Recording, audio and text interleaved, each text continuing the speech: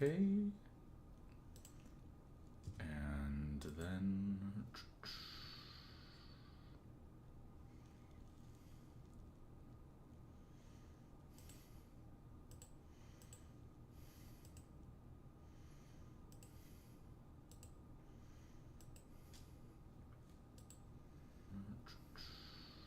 Hey, there we go. All right. Oy. We are looking good. John Helwig, hello from a new subscriber in Berkeley, Michigan. Well, hello!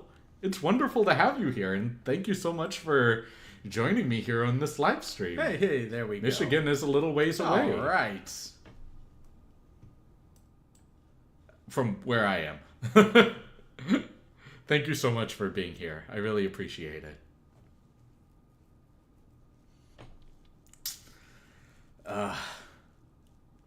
I apologize in advance that even though I'm still maintaining this more or less bubbly-ish nature, my energy is just a little bit lower than what it normally is. I'm exhausted. I haven't been getting a lot of sleep recently. Oy vey. Been living off of coffee and tea. Yes! And water. Stay hydrated. How are you doing this evening? I'm doing lovely. Thank you for asking. I'm a little tired, like I mentioned, but overall, I am feeling lovely this wonderful day.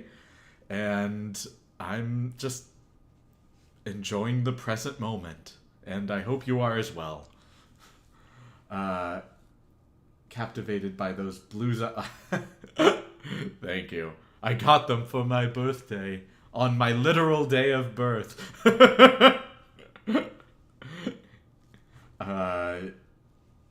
You are on the Pacific coast, correct? I am, yes. Well, presently, yes. Yeah, something I really just want to do more of in my life is travel as much as possible. Experience different worlds, different cultures, viewpoints, different people, how they engage with the world. I find that to be very important in terms of not just personal growth and betterment, but expanding my actual worldview on things. You made me crave takoyaki last stream. I went out and got some. I love takoyaki so much, and I'm sorry I made you crave it last stream. But, you know, out of all of the things to crave, I definitely think that that's one of the better ones. Man, I want to visit Japan so badly. Like, so badly. Like, if I had the option right now, like if YouTube became really successful for me, because also what I'm planning on doing after this stream is working out and then just heading over to a cafe and studying Japanese and reading my book, the book I'm presently reading, which is more rereading a book that I've already read, which is The Laws of Human Nature by Robert Greene. But outside of that, I've been studying Japanese because the moment that I become financially stable enough, I would just love to live in the countryside of Japan. Even though I live in a big metropolitan area, I find myself at my happiest when during the moments when I've traveled where I'm just completely surrounded by nature, not a lot of people, not a lot of buildings, just enjoying the cool, relaxing environment, air, just a feeling of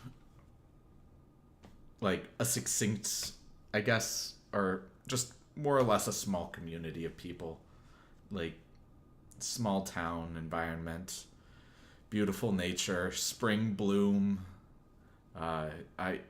Just it sounds like bliss for me. Uh, I made sure and overrate for you. Awesome. Caffeine, lifeblood of champions. Yes. YouTube live streams are a great form to meet people from all over. I agree. I wholeheartedly agree. I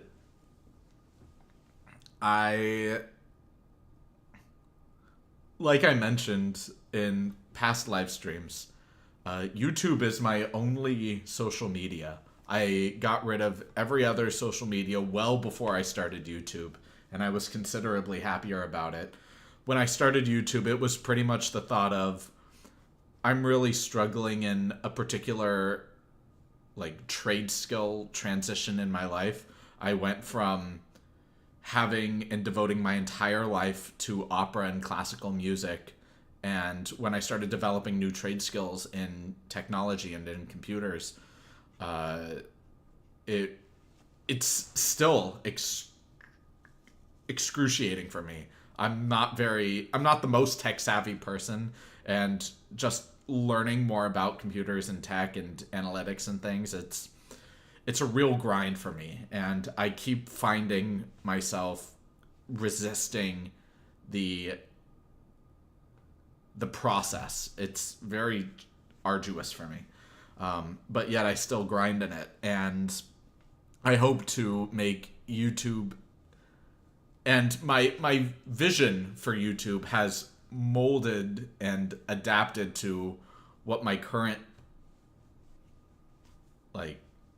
view of it is, which has gone from, this is just a nice little side hustle, into, I would like to utilize this as best I can in order to achieve my life's task. I started recognizing that this could actually grow to a point to where, because I didn't think the channel would be as successful as it is as quickly as it got, to be perfectly honest. I was shocked to see how well my channel has grown, and I'm so deeply appreciative of every one of you for being here and watching not just the live streams but the videos and everything. And I try to make a note of that at the end of every video. And I've been working religiously on my Patreon, and that's been a long process as well, because I already have a busy schedule outside of YouTube. So just with everything happening, it's just it's very difficult to grow this as fast as I can and to really make content that I'm proud of and to deliver something of real value to all of you and utilize all of these resources in a way that will enable me to go out into the world and experience other cultures, how other people view the world, and just finally get outside of what feels like my own bubble, what feels like in my own caged view a personal prison, if you will. But man, it is so nice to be here and to be able to communicate with all of you.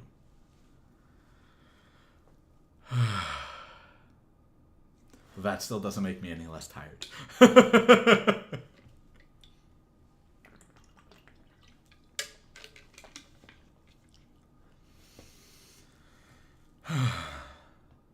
So how are you guys? How are all of you doing?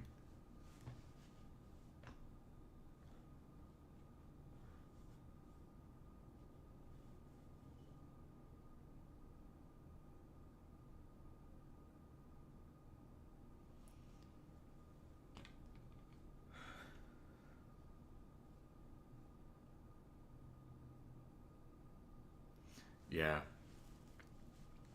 One of the things I've noticed in recent times is, like, I look around me and I see the people I'm very close with, and even though they're managing their own life, and finances are of course very hard for us on the Pacific Coast, they allocate their resources towards being able to travel themselves. It's not often, but they're more able to. And I don't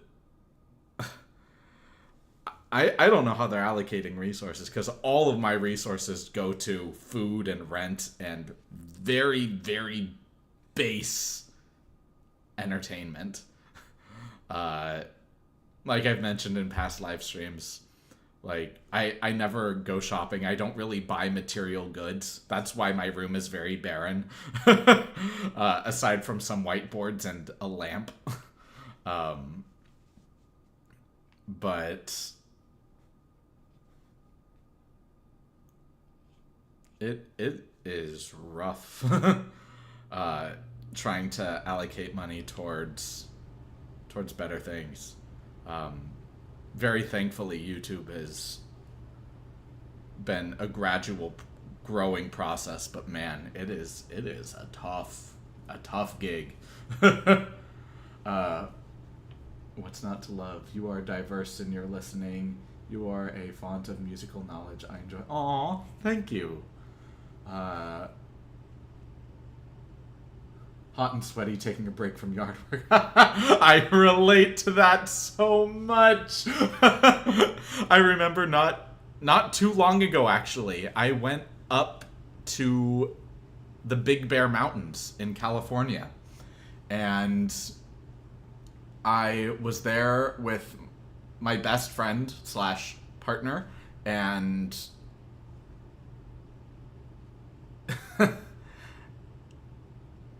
and we wanted to go out to a local, like, I guess you could call it just a local cafe.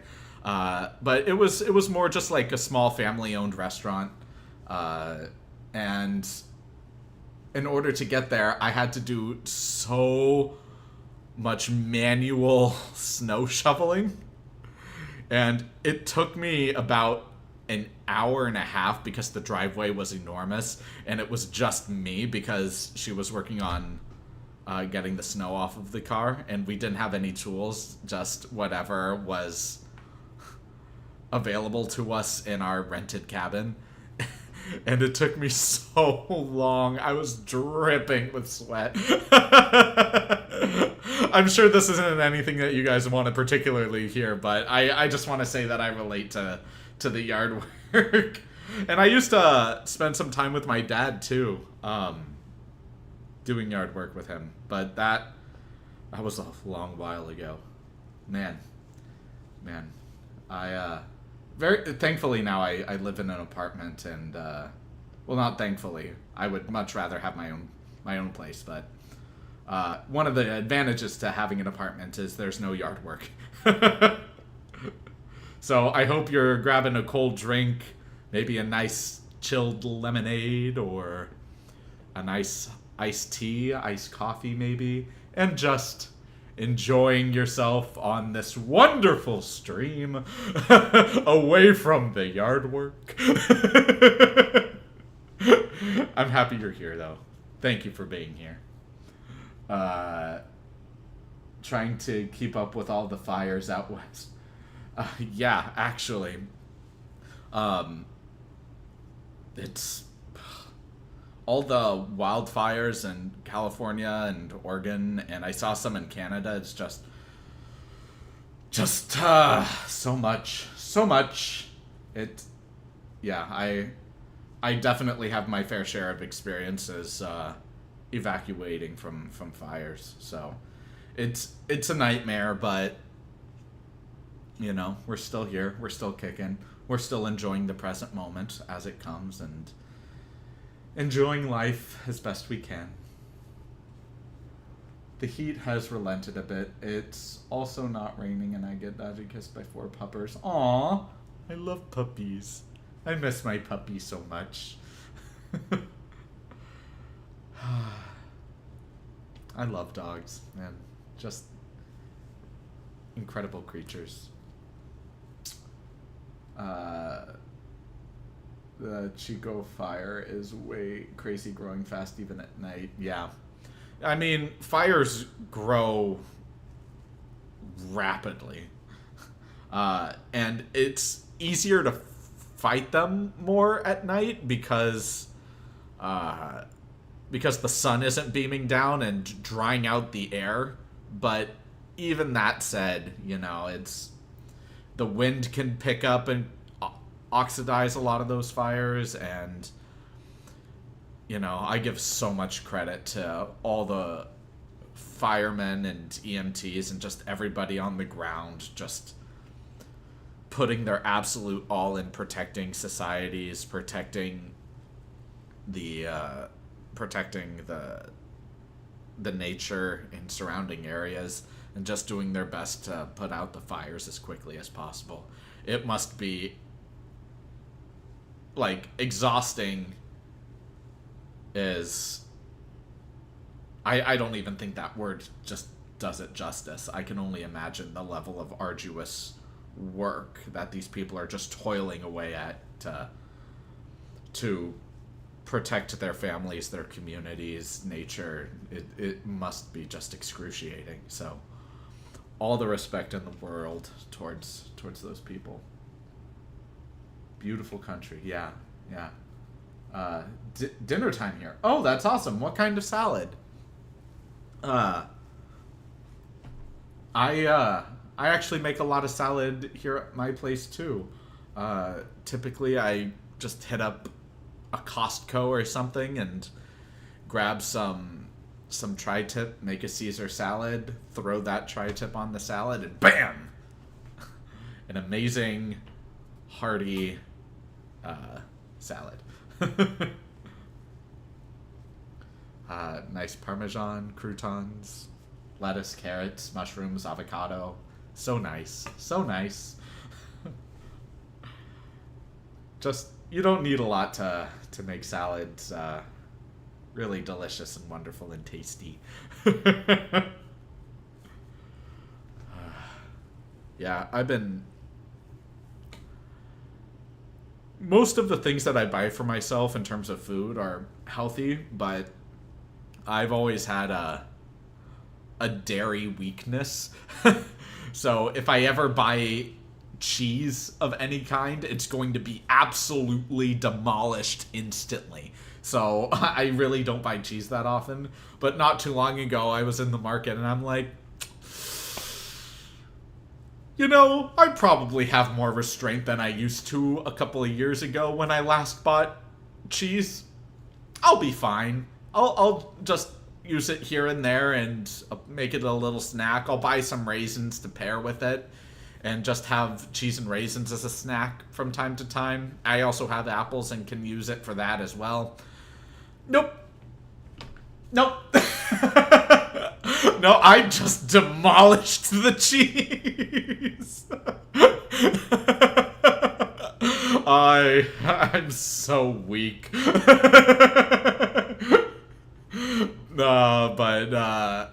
But this is a great wake-up call to not buy cheese or to actually have some self-restraint, man. Right on. Chicken Caesars are really nice.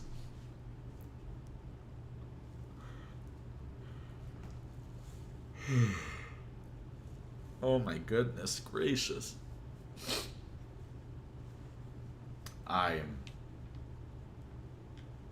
a sleepy mess.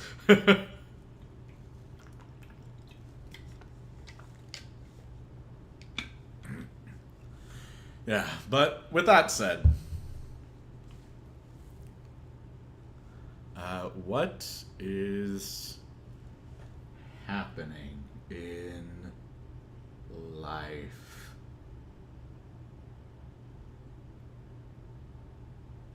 I suppose there's just nothing that I haven't already said, pretty much.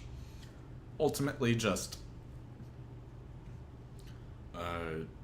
job hunting and trying to grow the channel as much as I can, developing Patreon. I'm really trying to make more time to go to my favorite hiking trails and to just enjoy being outside. I spend way too much time, well, not too much time, because I am really trying to grow YouTube and Patreon and stay on top of learning data analysis and computers and such, so I spend a lot of time on a screen. But honestly, the more time I spend in front of a screen, the more miserable I am. I think a certain amount of screen time a day is fine, but I've just been pushing so hard on these things that I really need time outside. I really need time to just appreciate the present moment and appreciate nature and enjoy life outside of my apartment. Like, I'm very introverted and I feel very, like, happy being inside. I feel like I can recharge and reset very easily when I am alone and enjoying my time alone. But man, even for me, there's a limit, you know? Tonight is a homemade Philly cheesesteak. Oh, ice cream. Food of gods. Ooh. Oh, man, I would love cheesesteak. I've only had Philly cheesesteak, I believe, twice, and it wasn't actually in Philadelphia. It was just people who have made claims to me that they were from Philadelphia, and what they gave me is authentic Philly cheesesteak. And I'll just say that I thought it was really good, very tender, very rich in its taste, and I really enjoyed it. I'm not sure if it's the Philly cheesesteak, but I digged it. And also, ice cream, specifically milkshakes, are my favorite cold dessert. Just creamy, rich, bold in its flavor, and yes, especially chocolate. Oh yeah. Hello from Buffalo. Hello. From Buffalo, do you mean like Buffalo, New York, or Buffalo the country? Or hello from being next to Buffalo the animal? I doubt it's the last one, but hello. Thank you so much for being here. I really appreciate it. Honestly, I do. Thank you. Buffalo chicken. Thank you for rolling with my horrible joke. Yes, Buffalo the chicken wings as well. Gotta add malt. Oh my gosh, yes! I love chocolate malts. When I was younger, my dad would take me to a restaurant called the Route 66. And it was very 40s, 50s diner themed. And they had really great shakes and malts. And the restaurant itself, I believe, is going out of business, so I wasn't really able to get it again. But an ice cream shop that opened up near me recently had opened up near me. There we go. And and they also have malts. Oh my gosh. Malts just added that extra level of richness. Oh my gosh, it makes my heart sing. My bowels hate me after because it's so much dairy, and I'm lactose intolerant, and I hate Lactaid, but gosh darn it, dude, it is so worth it. I love it so much. Malts are great, dude. New York, awesome. Yeah, New York is actually one of the few places in the United States that I have not been to. And it really hasn't even been that pressing for me, mainly because for much of my life I lived in Los Angeles, and just giant metropolitan behemoths. Like, don't get me wrong, I'm absolutely going to visit New York one day, but like I was mentioning earlier, just being in massive metropolitan cities isn't necessarily the place that I feel the happiest. I would much rather, like I was mentioning, be in a Japanese countryside, or just in a place with a lot of open, free range nature where I can still get supplies and food and, basic essentials and things, but just being in a big, open, nature-filled space definitely seems, it calls to me more. But that being said, I would love to still visit New York, visit different delis, try different pizza, not just places that say, oh, because we're in New York, we have the best pizza, but like real New York pizza. I'd love to give that a go. And just get a taste of the environment and the people. There's a particular culture there that I've been told about that I would love to see more of. Like, when I visited New Orleans, deep in Louisiana, I wasn't even ready for the culture shock, because I spent most of my life in the United States. I didn't think that there could be a really big shift in culture, but yeah, just in the South, in and of itself, is a culture already there, but especially New Orleans culture. Like, the cuisine, the entertainment, the museums, just everything there is just so rich and dynamic, and it's really a place like no other. Like, I would visit New Orleans again in a heartbeat, because it's just so wild. It's just really, I don't know how to describe it. You can't pinpoint any one thing about it. You want awesome chill cafe vibes, they got it. You want wacky zany voodoo vibes, you got it. You want street entertainment, you got it. Well, what kind of entertainment you want? You want street magicians? Got it. You want just jazz musicians playing in the streets? Got it. You want the city culture of chaos? You got Mardi Gras. You got it. Like, local pubs, just the incredible French influence, the cuisine, it's just so dynamic and rich all the time. And on top of it,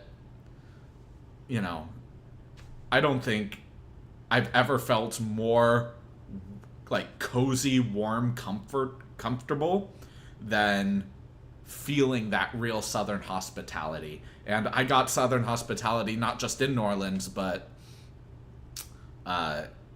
in Texas as well. I have not been to many Southern states, those two just being the only two that I've been to, but man, just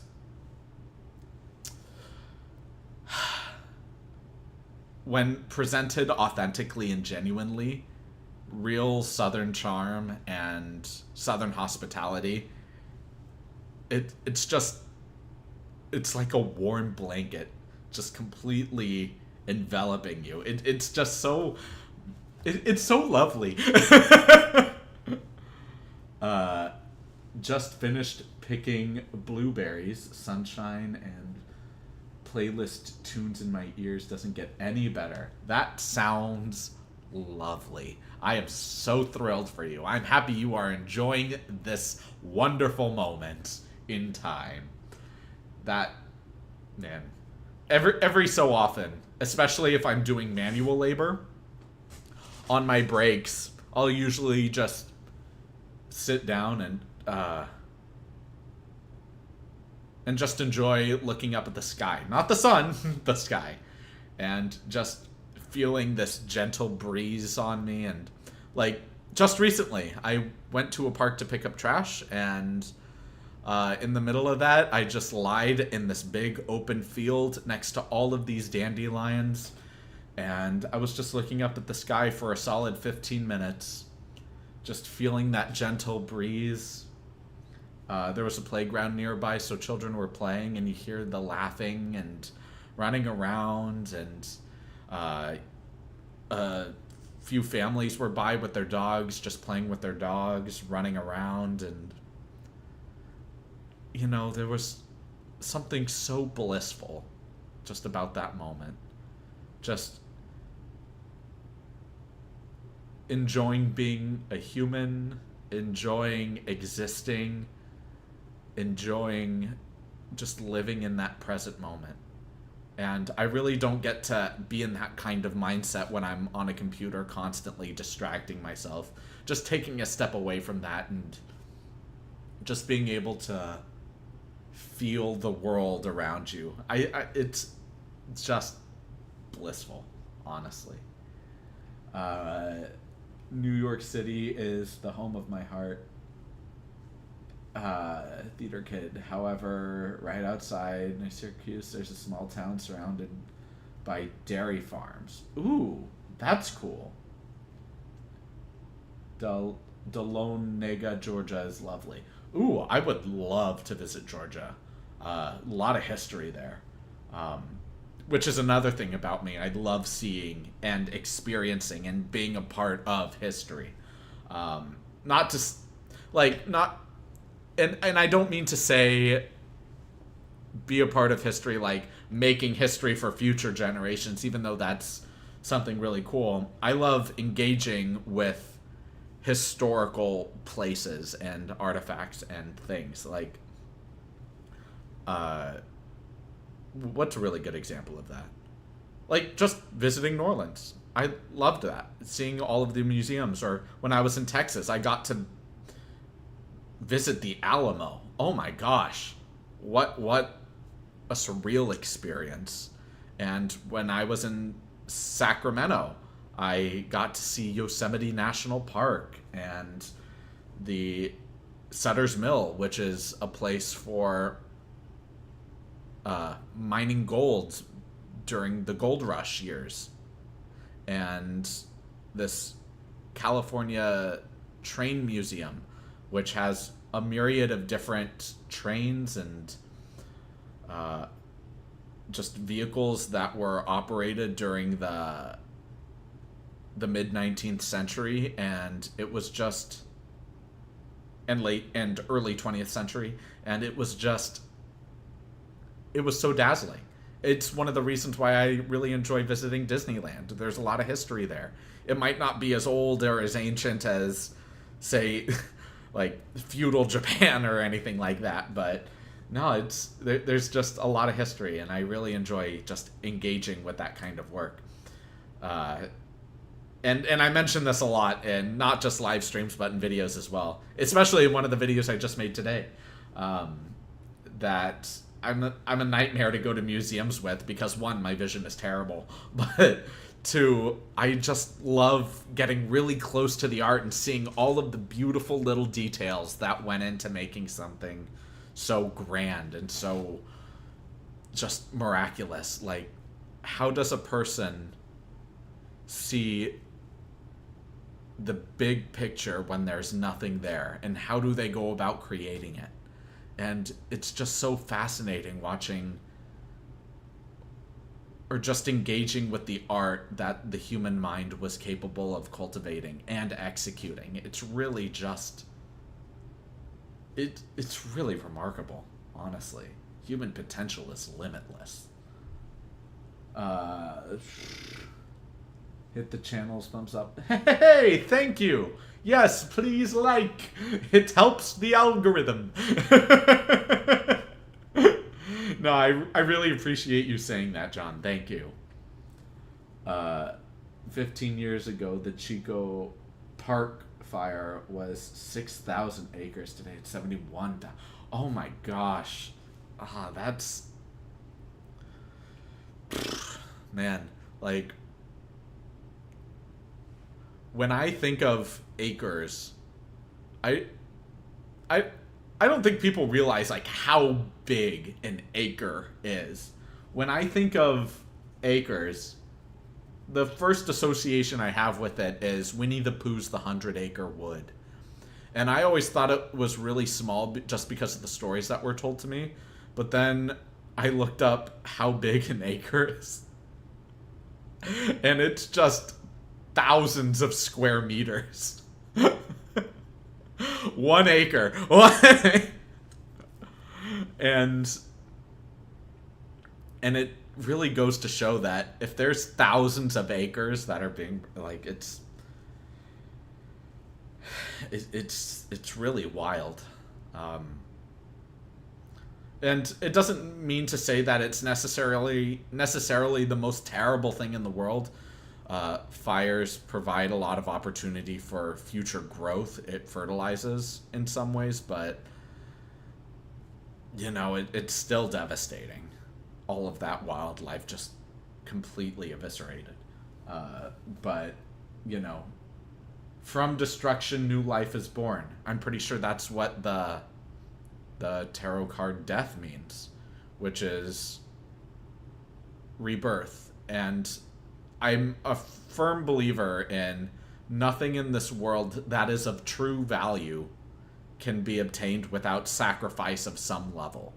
And if there's, like, say, in your personal life, if there's an element about somebody else that you deeply admire and want to incorporate in your own being, but you know that you can't just do that thing, you know, you have to really work at it and modulate particular aspects of your personality in order to achieve that level of success in that field. You know, you're going to have to sacrifice a certain level of intrinsic laziness, or incorporate a stronger level of discipline towards something, or maybe alter your view on something, sacrifice a personal attachment to something in order to achieve something of greater value. And just correlating that back to the fire itself, it's, you know, nothing of great value can be obtained without sacrifice, which is a very kind way of saying the world is going to constantly be fluctuating between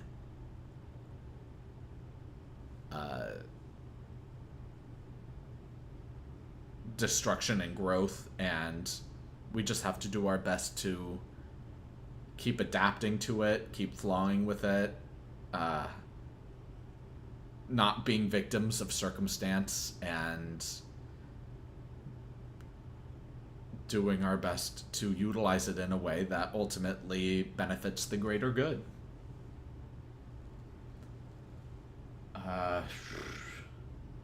Charleston, South Carolina has a lot of history.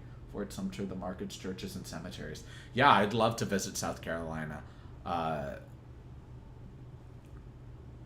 It absolutely.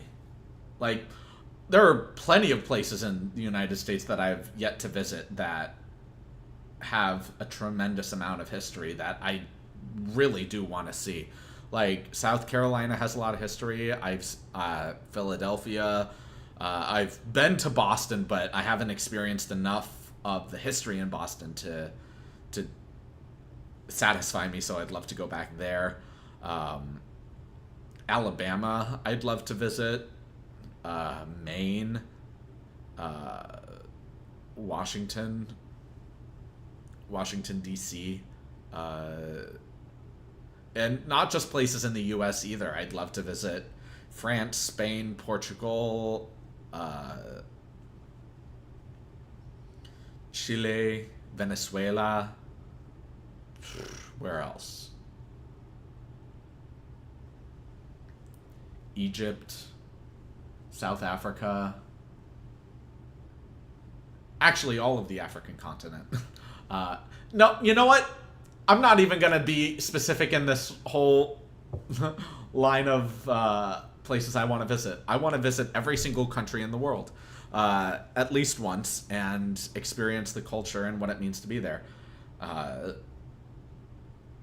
think it would greatly benefit me, just as long as I know that I'm not going to be shot on sight for stepping foot there.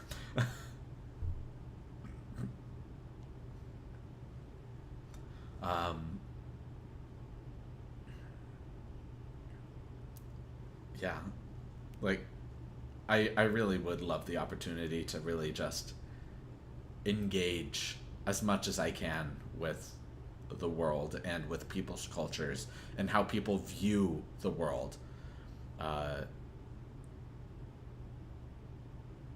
Something I've noticed is that we come to find that we harbor many opinions as specific truths in the world. And while it's up to each and every one of us to discern what is a truth versus what is a subjective opinion, I think it comes to the point of, if we can discern what is truth for at least our own lives, maybe not for everybody, but for at least our own lives, I think that's enough. You know, I see so many people arguing for very specific worldviews, and while I think that has elements of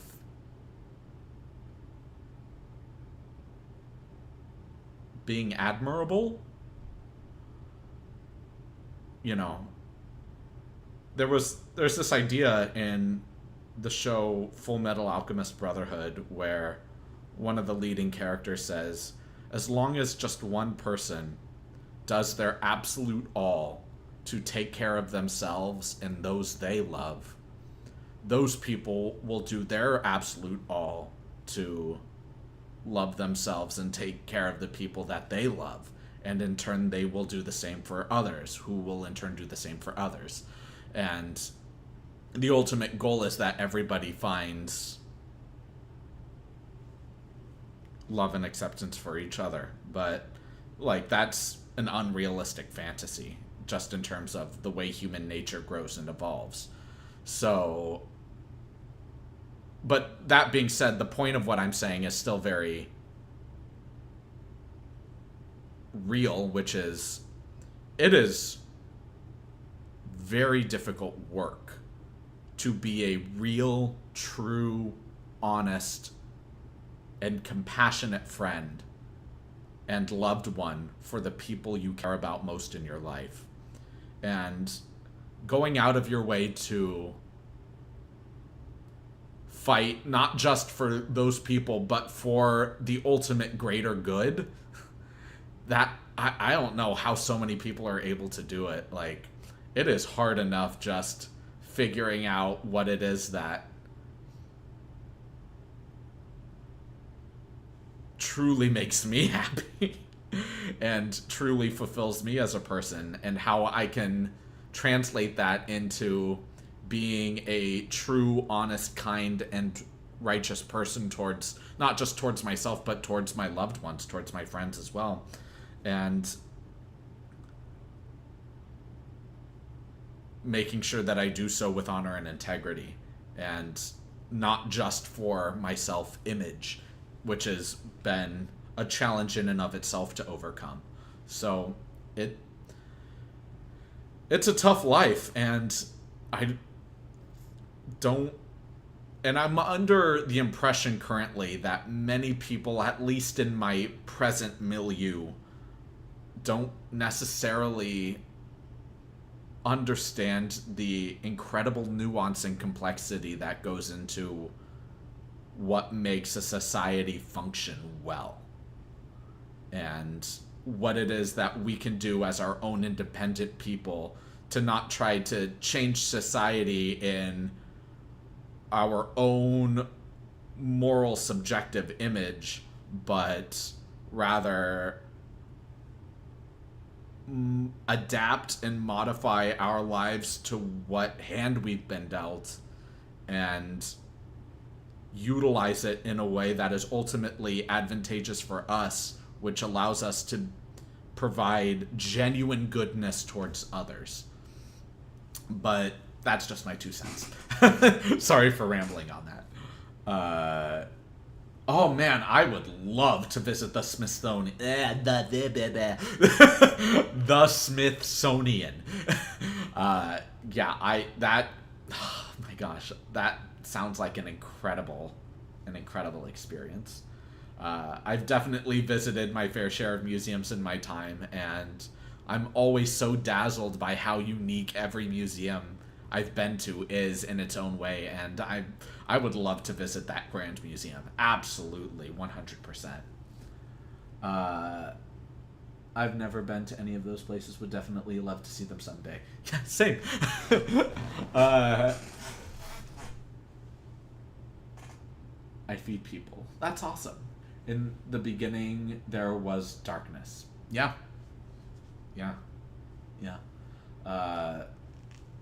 There's an article in the Detroit Free Press of local woman that has visited every country on Earth. That is awesome. And that is absolutely living the dream. Like,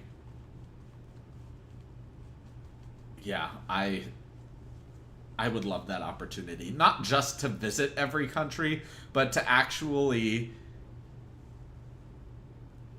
exist within that country for X amount of months or years. Actually get a real feel for the culture, the people, the environment, the communal mindset, and just absorb as much about that environment as much as I can,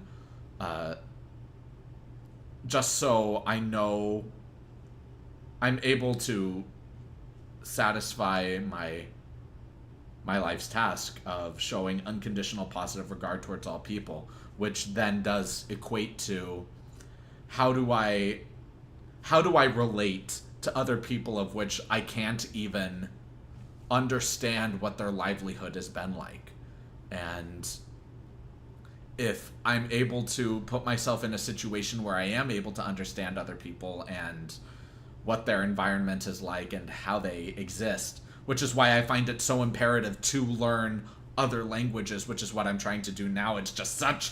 I'm just working on so much that I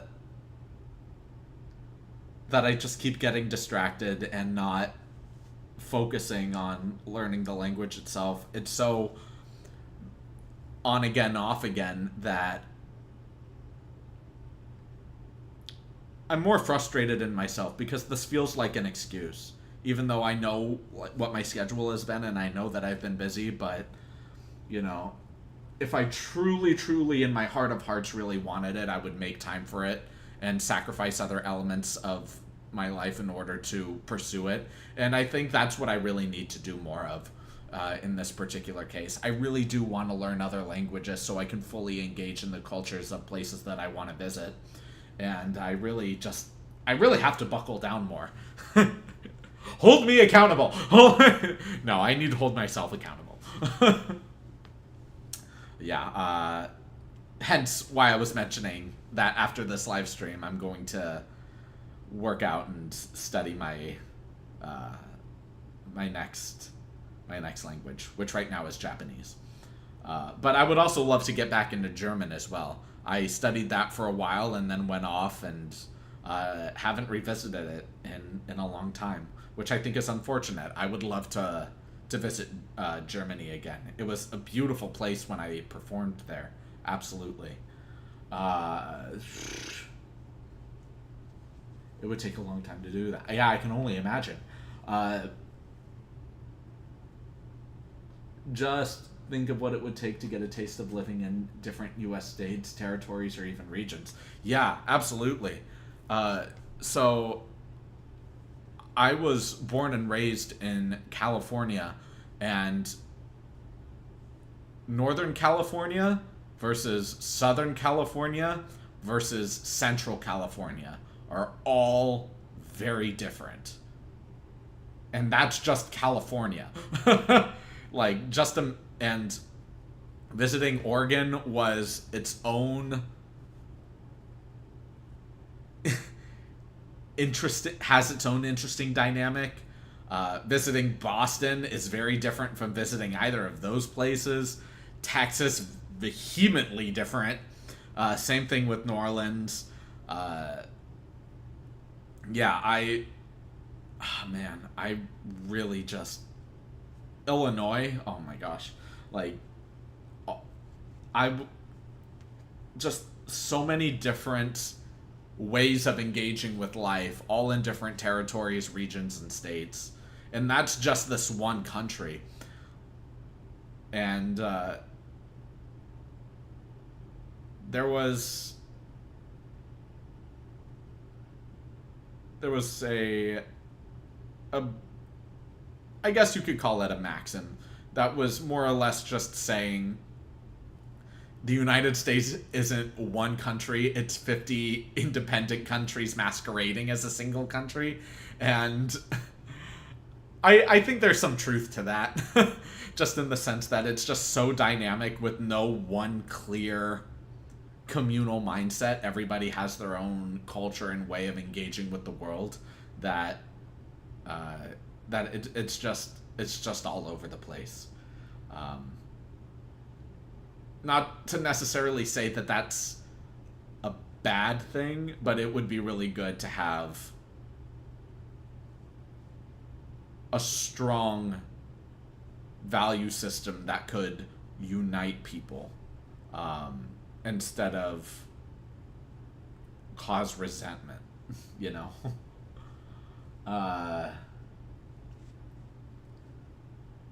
The easiest way to learn a new language is to immerse yourself in it. Yeah, I mean, I'd love to. I just don't have any Japanese friends. And I can't just travel to Japan because I have no money.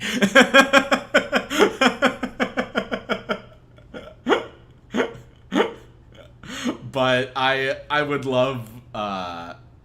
like, the more I grow this channel, and the moment that I actually launch the Patreon, and hopefully that grows as well, the more confident I can become in being able to pursue these endeavors. As long as I have just my base physical needs met, I don't need to, like, as you guys can tell, I live pretty frugally. You know, I don't really buy anything for myself. And most of my wardrobe is just $5, $1 shirts.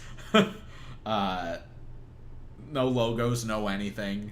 I don't need to express myself through fashion or anything like that. I think my personality in and of itself does a pretty good job of that. But no, it's to immerse myself in a culture in which I have no direct person that I can communicate with. Oftentimes what I do in its stead, in the case of Japanese specifically, is I just consume as much Japanese content as I can. Japanese radio, for example, or maybe a podcast just solely in Japanese. I don't understand a word they're saying until a particular phrase comes up, and I can identify what that phrase is. And then I listen back to it again, and then I translate it and see that it is actually that phrase. So then I'm able to say, wow, out of this entire hour podcast, I was able to get this one line. But that's one line more than I had before, and I'm happy to have it. And it's just like little education materials like that. But yeah, unfortunately, I don't have any Japanese friends, and I just don't have the ability to just travel to Japan on a whim right now, at least. But hopefully that'll change in the future. Speaking of which, a nice bowl of ramen and takoyaki sounds incredible right now. Oh my gosh.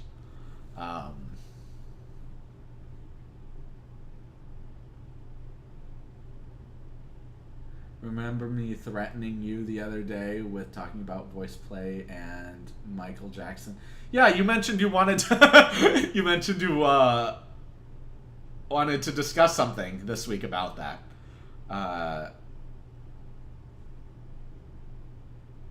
Upper and lower peninsulas of Michigan are totally different. I believe it. I'd love to visit Michigan. I'm pretty sure I already said that, though. Each state is actually a for reals country that united for protection, but still retained their independence from each other. Yeah, I think there's definitely a truth to that. But that's just where the United States' motto comes in, which is e pluribus unum, or of many, one. And that's the whole point, like, through all of our myriad of varying views of the world and the ways we engage with each other and all of the nuances that come with that, we are still united under one Constitution, one Bill of Rights, so one republic, democracy. Experiencing traditional Japan in countryside will be very cool, but you gotta experience central Tokyo sometime, though. Like Shinjuku Station, the world's busiest station. Look, don't get me wrong. When I visit Japan, I'm absolutely going to visit as much of Japan as possible, which includes its metropolitan cities and its incredible advancements in technology and all of those things, the busy stations and all of that stuff. I'm just saying that I think on a more personal level, I would much more enjoy myself in the countryside. And especially if I want to live in Japan, if I really do love what it feels like to be there. It's not only cheaper in the countryside, but I think it would just generally make me happier living in the countryside. Just have a cheap bike and just bike along a path every morning. Just enjoy the morning ride, cool air. The beautiful just architecture and scenery, and I can't express enough how much I want to go there. Each country and state is supposed to keep their culture and federal government in check. Oh, yeah, that's of course the ideal. But as many of us know, living in the world, the ideal is not always easily or readily achieved. There's a lot of nuance and a lot of hidden features that go into pretty much everything, especially when it comes to government, that people ultimately try to act in their own self-interest. And if people know how to work the system and have already weeded themselves, or rather enmeshed themselves in the system, and know how to manipulate it from within, then they're absolutely going to use it to benefit themselves. And it's not necessarily anything evil. I would consider it more of human nature. Like, there's this idea that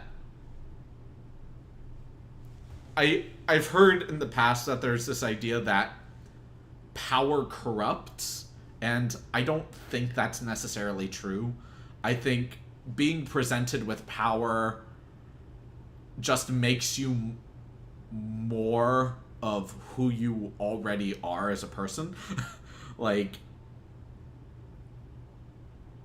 if you act in your own self-interest, but you just haven't been afforded the luxuries to do so, then that aspect of your personality has just been lying dormant. But when presented the opportunity, it already exists within you. So if you truly are a very noble and if you're truly a very noble and righteous person with a lot of honor and integrity, and have been presented with the opportunity to wield tremendous power and utilize that power in a way that ultimately does benefit the greater good, then you know the kind of person you are. Then you know that you're not pursuing your own goals, your own means to an end, but you're actually going out into the world and doing what you can to better upon it and to improve it in a way that you genuinely feel is the right thing. Even if other people disagree with you, at least you're doing what is true and genuine in your heart to be for the greater good. And that's the admirable thing. Even if I disagree with the action of it, I still ultimately respect the fact that you're going out of your way to do what you genuinely believe is the right thing. And that, I think that's a very admirable trait to have, regardless of what the action in and of itself is. And nuance, I'm not saying that if you believe in your heart of hearts that this particular group of people deserves to die for the greater good, then obviously I think that that's a very perverted and twisted manipulation of what it is that I'm trying to express. But more of,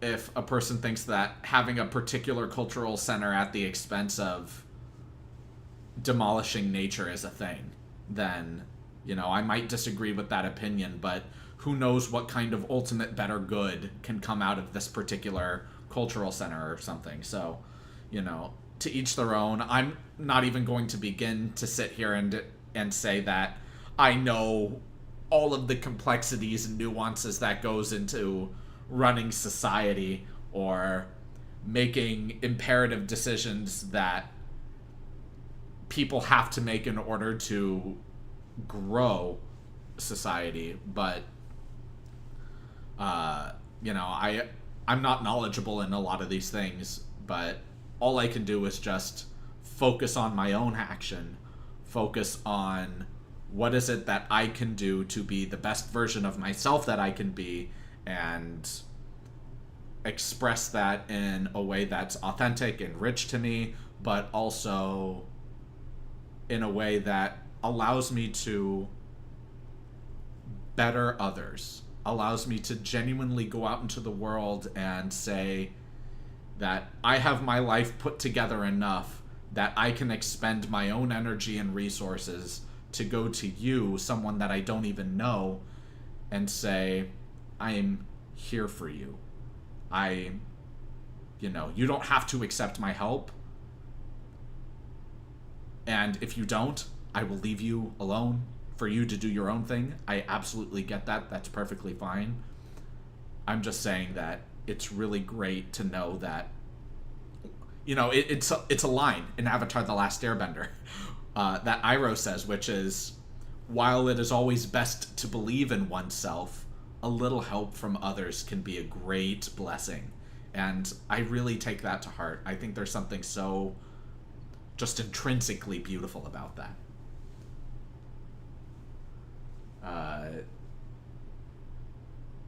It's also not always practicable. Yeah, absolutely. You should come bike on the Erie Canal. I would love to do that. About 360 miles that follow the countryside through the rural towns. Yeah, I mean, absolutely know that I'm going to die on that path. I'm not a good biker. I like biking, but I'm not good at it. And my endurance isn't the best. The most I can do is 30 minutes of stair climbing a day, and then I am physically spent.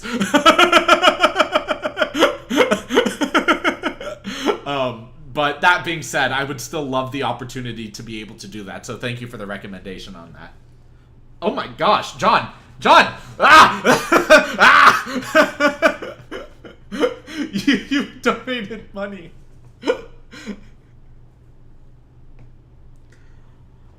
Towards your Japanese junket. I am liking that. And hearting that.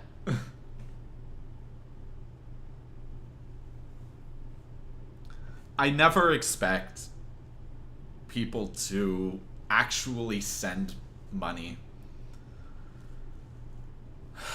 And the fact that you guys, oh my gosh, I'm getting emotional. The fact that you guys would actually spend your own hard-earned resources and send it my way.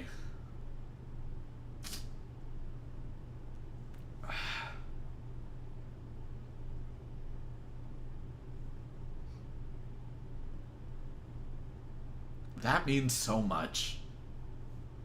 Thank you so much, John. I really appreciate that. Like, I think my content just provides some base level knowledge and entertainment. You know, the only money I ever expected out of the channel was from just basic ad revenue from YouTube. But just the fact that you guys are here and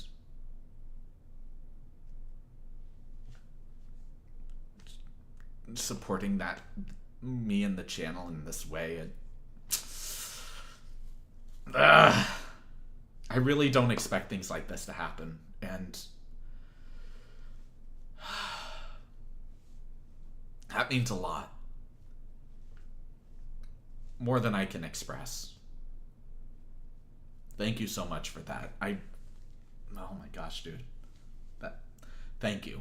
Thank you so much.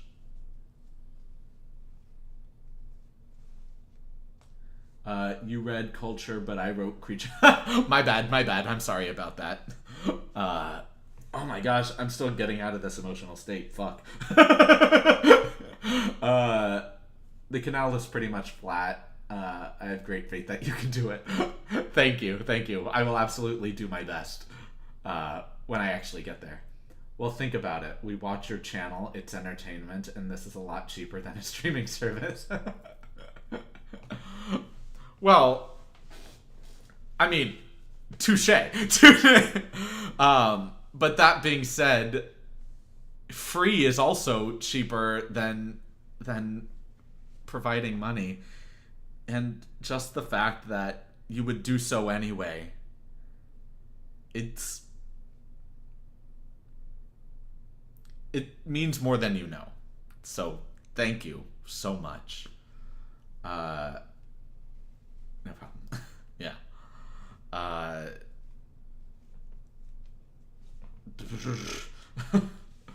I'm still at a loss for words. I don't know what to do, what to think. I'm a little hydrate. Oh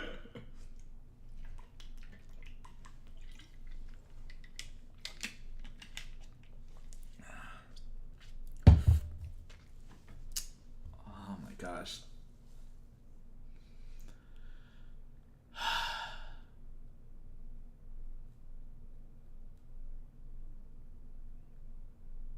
Yeah. It just means so much. Like,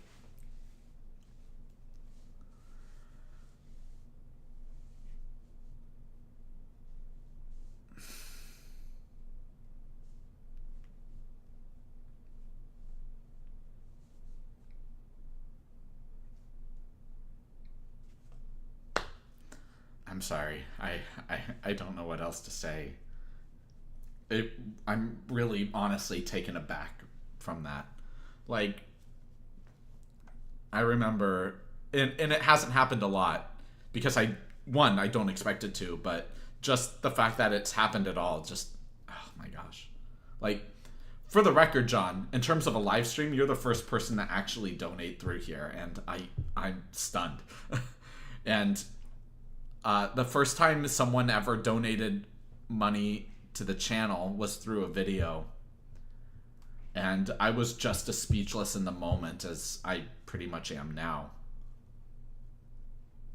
Which is...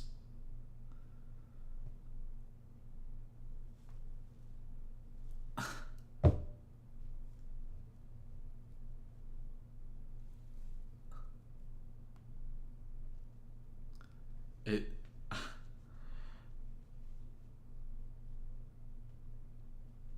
I never really thought that my content was necessarily worth money, because I'm but one out of a myriad of different creators across a myriad of different categories of content creation and all of these things. And my thumbnails are very basic, and my camera is not the best quality. My microphone is not the best quality, and I never expected people to really enjoy the content as much as the outpouring of love that's been coming from it. And it's been so motivating for me to keep making more content and to keep plugging away at my Patreon and all of these different elements because of this outpouring of just respect and appreciation. And I can't express enough, which is why I say so at the end of every video, but especially right now in the moment as I'm live to all 9 of you, which is just thank you so much for finding enough value in this content to be inspired to actually donate your own hard-worked or hard-earned resources and send that to me. Like, thank you. Honestly.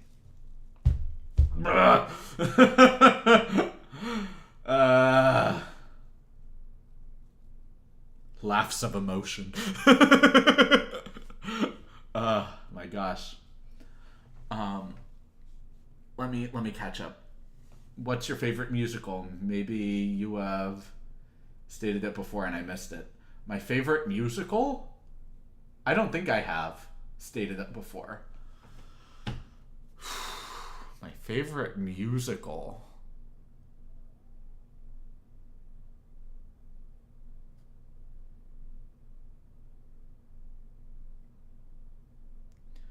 Well, okay, so if we're talking Broadway shows, like live in the theater,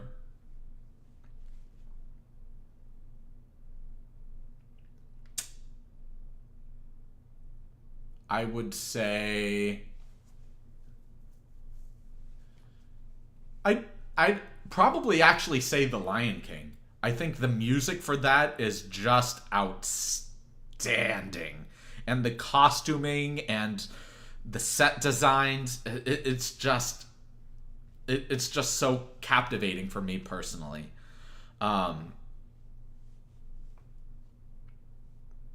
If we're talking just animated film, I think the most creative one and the one that I love the story of and the music is very captivating, probably Aladdin, to be honest. Also because Robin Williams plays such a huge role in my developed sense of humor growing up. I watched a ton of Robin Williams films growing up. ranging from The Bicentennial Man, Good Morning Vietnam, Good Will Hunting, to things like Aladdin and Mrs. Doubtfire, etc. RV, even his lesser known things. So yeah, I'd probably say those. But at the same time, I'm also not the biggest musical person. You know, the name of the channel is Good Evening Stories, where I really just love a really good story being told. And typically that's being told through shows. Because with shows, I get a lot of time to sit down with the characters to understand each character's own mindset and way of engaging with their unique world and circumstance, and how it is that they navigate the world around them with their own views. And it gives me a deep understanding into their lives and livelihoods. Plus, it also is a constant reminder for me in my real life to ensure that I treat everybody with a fundamental respect and kindness, because it's the old adage of, you never know what someone is going through. So everybody's going through their own stuff. So to give, like, not too long ago, I accidentally locked my keys in my car. And I just called a service technician to come out over to my area and just help me get in my car. And I had to wait like 45 minutes for him to get there. He got there. He apologized for being late, and he said he came off of a call where a person was just screaming at him the entire time, and he was only there with me for about 10-15 minutes, but we had a really wonderful conversation, and I shook his hand at the end. And this is a really big, tough, mean-looking guy, double sleeves of tattoos, really strong, and he got a little bit emotional after those 10 minutes, because he just said, look, man, these past couple days have been really hard for me, especially in my job where people have been really unappreciative. And just for you to tell me that you really appreciate me coming out here, even after being a little late, and just appreciating me opening this door for you, like, I can't tell you enough how much I appreciate that. And I started getting a little emotional from his emotions.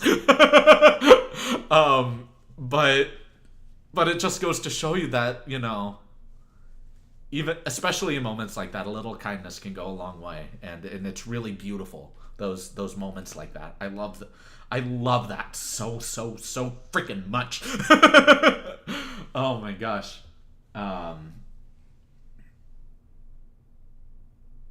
I'll try to deflect from politics here. I was watching you enjoying The Way You Make Me Feel. It was like, wow, the dance party is breaking out any second. I was up dancing. You were chair dancing.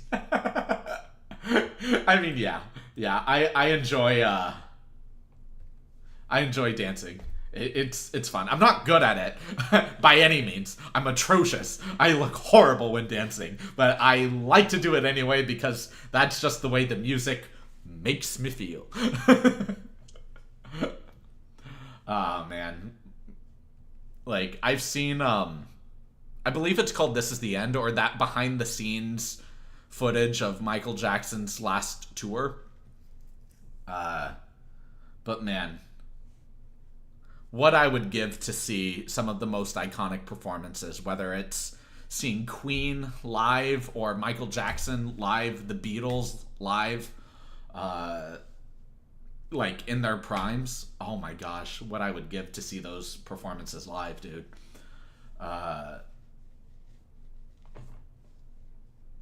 If I had some, you'd have some of what I had. You're a gem, a jewel of great. Aw, thank you so much for that. We love your professionally trained insider info. I don't know if I'd call it insider. Maybe maybe a little bit more into the depths of the musical world, maybe, but I really appreciate that. Yeah, thank you so much for that. You should react to Pentatonix's "Can You Feel the Love Tonight?" Yeah, I haven't heard that one yet. I'll be sure to add that to the list. Absolutely. The stage production of The Lion King is amazing. Love Robin Williams. May he rest in peace. Yeah, absolutely. What a legend. Camelot is my favorite Broadway musical. Good choice. A relative took me as a child right after it opened. The first trained speaking voice I ever heard live was Richard Burton. Set me on one heckin' wild path. Yeah, I can only imagine. Absolutely. Not too long ago, I actually just saw Funny Girl for my Mother's Day present with my family, and I've never seen or heard of that musical before, but it was quite charming and endearing. One of the most bizarre yet just immensely captivating live performances I've ever seen in my life was, oh my gosh, it was an opera done in the style of Star Trek, and I'm trying to remember what the opera was.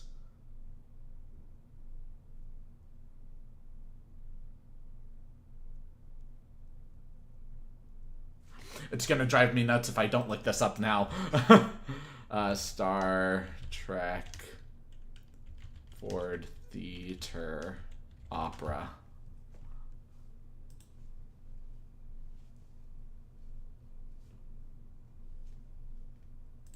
Was it this one? It was The Abduction of Seraglio. That's what it was. Yes. Okay, so the fact that they did this rather dramatic and intense opera done in the style of traditional Star Trek, and the beautiful element about it too was that they fully took on the personas of the actors that played the Star Trek characters, but in an opera. So can you imagine hearing the interludes or recitatives where it's not necessarily this beautiful prolonged aria or duet or whatever, but just the in-between transition scenes where you just see this beautiful, strong man in this yellow Star Trek outfit with this beautiful voice just going, "We need to go where no man has gone before." But in the style of opera, it was just so bizarre to me. But it was just so captivating. I can't really express it. It was just something you needed to be there for. And something that I was really stunned by was the fact that one of my colleagues that I went to college with was one of the...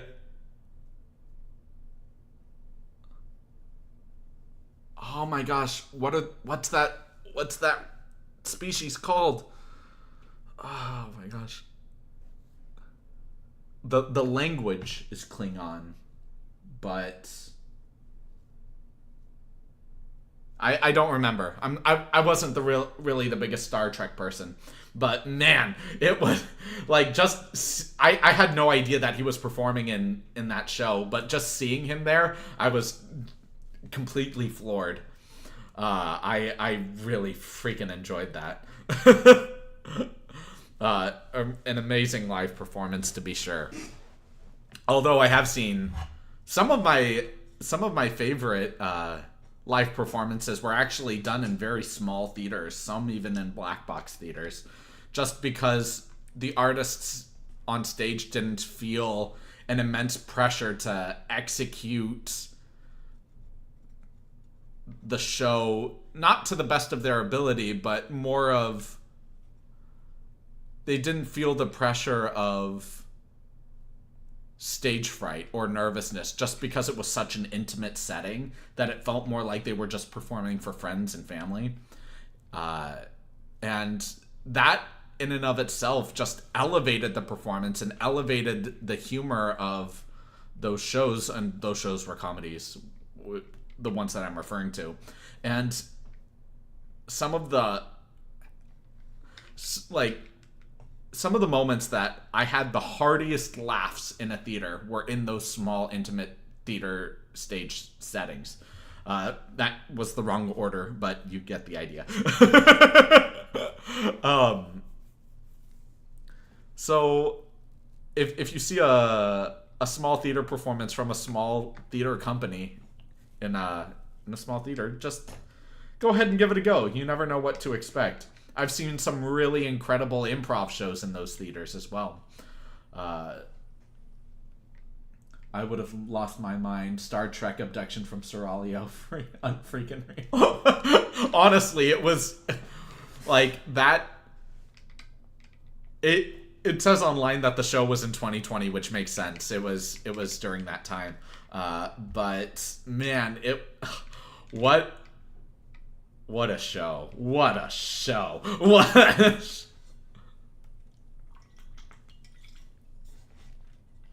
Just so wild.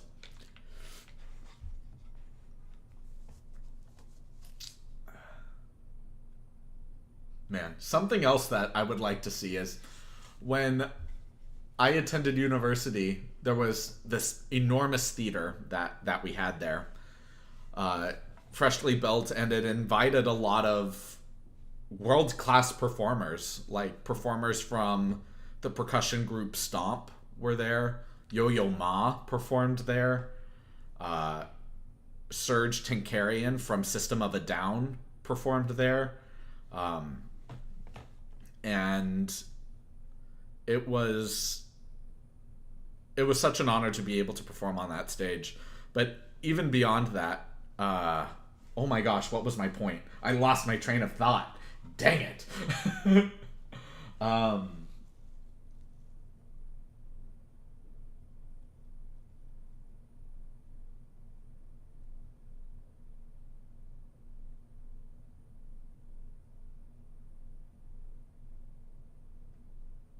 Nope, not coming to me. But yeah, it would. Yeah, so there was just this really wonderful performance that I remember seeing there. And just the idea that if you go see any just live performance, you might be completely floored as to what to expect. You might go into it thinking, well, this is what I'm going to see or whatnot, but, you know, you might be strikingly surprised. I remember I heard an interview not too long ago with Colin Mockery from what I've known him from to be Whose Line Is It Anyway? And his first premiere episode of Whose Line, not with Drew Carey, but in, I believe it was Canada, it went horribly for him.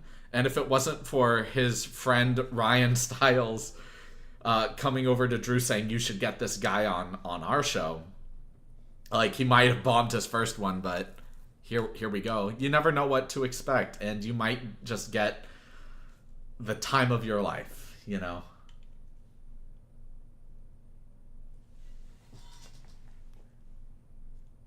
Sometimes you have to jettison the formalities and just rock it, even in a big theater. Yeah, I mean, honestly. And I can't stress that enough. Like, something that I've always found to be true, especially when I was performing in Germany, was, and especially on that theater as well, because it was just massive. I would say it's close to size of the Los Angeles Opera. Like, it was just enormous. Maybe missing one additional level of seats, but the theater itself was enormous. The stage was enormous. And what I've come to realize is that performing on a small, intimate stage, I think, is easier to perform on, not because of nerves, but because you're able to express emotions like more sentimentally. That the slightest twitch in your face, the audience can see, and they can feel that energy from the twitch. Whereas on a real big stage, you have to make your gestures and actions a little bit more grand, or a little bit more aggrandized, and it's hard to show the pith of a very delicate, sensitive emotion when you're blasting it. So, but that being said, in terms of stage fright, you really just don't get that, whether it's a big stage or a small stage, if you're a legitimate performer. Just in terms of, not to say that people don't feel nerves or anything like that, but nothing debilitating is what I mean. A technique that I learned in one of the classes I took in university called performance technique was the ability to fully visualize and conceptualize what it means to transform nervous energy into excitement. Because essentially they are the same sensation in your body, feeling nervous or feeling excited. Like if you guys have ever waited in line for a really intense roller coaster and you're a little unsure of it, but now you're the next person in line. You're about to get on this train, and now it's feeling very real to you that you're about to experience something exhilarating. Yes, you get a little bit of that nervousness, but it's also excitement, it's adrenaline, it's thrill. And those are the moments in life that really make you feel alive. And you really have a hard time distinguishing, well, is this nervousness or is it adrenaline? Is it excitement? And you don't really take the time to compartmentalize them, because all you know is what you're feeling, which is those things. And you don't really think about it too much. So, and the same is true when performing. You know, all you have to have, and this is why I'm not afraid to sing in my videos or beatbox in public or do whatever. Not that I'm afraid of messing up or being flat or doing whatever. I mess up all the time in public, all the time. My tempo is pretty weak. Or my ability to keep time is pretty weak. I'm flat always. But if I spend a lot of time with a piece and I spend a lot of time working the tempo and making sure that I'm not flat, then I trust myself. I have confidence in myself, in my process. And just walking out on stage, I don't think about, I'm about to perform for all these people, or there might be a really incredible opportunity if I perform well. I just go out on stage and say, this makes me feel happy. I have confidence in the work I've put into it. And if I mess up, I mess up. But, you know, I really don't care, because all this moment is me fully enjoying my art that I get to share with other people. People who have genuinely paid their own resources, their own money to come and watch. And I owe it to them to perform to the absolute best of my ability. And it's because of that mentality that I've only been a lead in one opera in my life. I've had many roles in operas in my life, not just in chorus, but many different roles. But I've only been a lead once in my life. And it wasn't even the lead character. It was a sidekick to the lead character, but who is on stage and is singing roughly 70 to 80% of the opera, which is enormous. I would say that he's even on stage just as much as the lead character. Maybe not at the same time, but just as much as. And at the end of the opera, when everybody was doing the final bows, audibly, even though I couldn't see the audience, audibly I could hear that my applause was bigger than even the lead role. And I think it's honestly just because of the way that I expressed my character and just the ultimate execution of it, and the way that I fully visualized what it means to not just engage with this character, but to utilize this character, use it as a catalyst to express my love of music to the audience, and do so as genuinely and as authentically as possible. And I think the audience really picked up on that, and I think that that's a really beautiful thing. I'm trying to think of how many times I saw John write. Sorry, I can't read. In summer stock, small stage, big man, grand voice, wonderful soft face. That's wonderful. Yeah, I remember I sang with oh my gosh, what is his name? Oh my gosh, I'm so sorry, I forgot your name. There was this man who sang for LA Opera, but was singing also for a bunch of small companies around Los Angeles. And I had the wonderful opportunity of singing with him in rehearsals. Unfortunately, he got really sick before the performance and needed his understudy to perform the shows. And that's an entire mess in and of itself, which I won't really go into unless there's a situation in the future that calls for it. But I got to perform with him, and his voice, like, he was a bigger man, but such kind eyes, such a kind face, and his voice, he was a true basso profondo, just a true, deep, sultry, velvety bass voice that the moment he sang, his voice was very much like the husband of my first voice teacher, where whenever he spoke, he would speak just like, "Why, yes, it is I. I am Michael. And this was his regular speaking voice. Like, there was no other way that he could speak. His voice was just that omnipotent. It was just majestic. It was like seeing a human unicorn. It was like, just amazing, amazing, amazing. I loved spending every rehearsal with him. Just getting to talk with him and perform with him was especially a great honor. So, hi from New Zealand. Love your informative reactions. I must admit the Dan Vasque ones are my favorite. Catherine, you are wonderful. Thank you so much for saying that. I would love to visit New Zealand. I've only seen photos and brief video clips, but it looks absolutely gorgeous. And on top of that, I would love to experience the culture.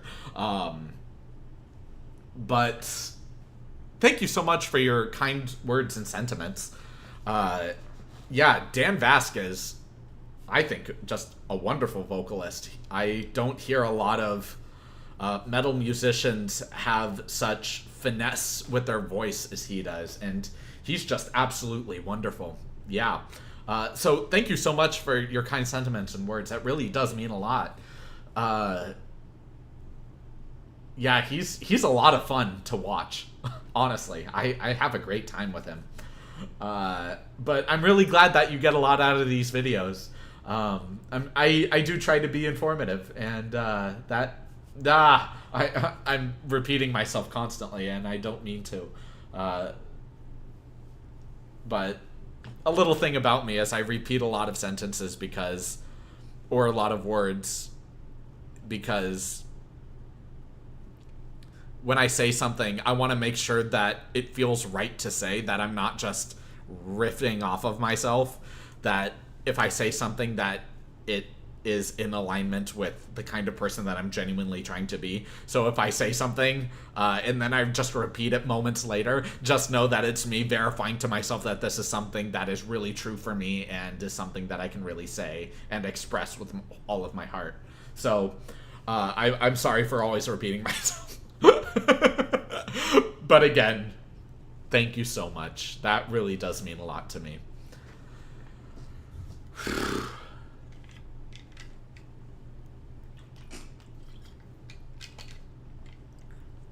Man, every time I have a sip of water, I realize how dehydrated I am.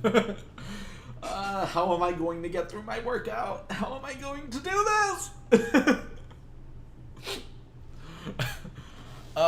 But that being said, the live stream is now approaching 100 minutes, and I think this is a pretty good time to call it. On top of that, my battery is progressively dying. You're welcome. New Zealand is an awesome country, and we are pretty lucky to live here. Worth a visit for sure. Well, now you've like, I was already sold before, but now I'm double sold. I would love the opportunity to visit New Zealand. Absolutely. Yes, 100%. Thank you. Thank you for just solidifying that and etching that in stone, carving that into my heart to make sure that I go and visit for sure. But that being said, thank you all so much for being here. Like I was mentioning throughout the stream, it just means so much to me that you guys are here watching these videos and being here for the live streams and just engaging and being so kind with everything. I'm still feeling very sentimental about it. Thank you guys. It really does mean a lot to me. Today's Japanese, Otsukare-sama. Well, sama is a formal title. Otsu, no direct translation. Useful phrase. Yeah, absolutely. I will absolutely copy that. Cool. Thanks for your time. Glad I was able to join you. John, you're making... Thank you. Oh my gosh, dude. Thank you.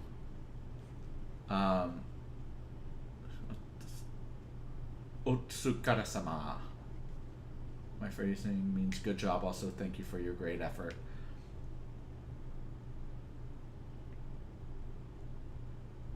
I thought that was onegai shimasu. Well, I guess that can mean thank you and pleasure. Like, something I know about Japanese is that it's very context-based, very contextual.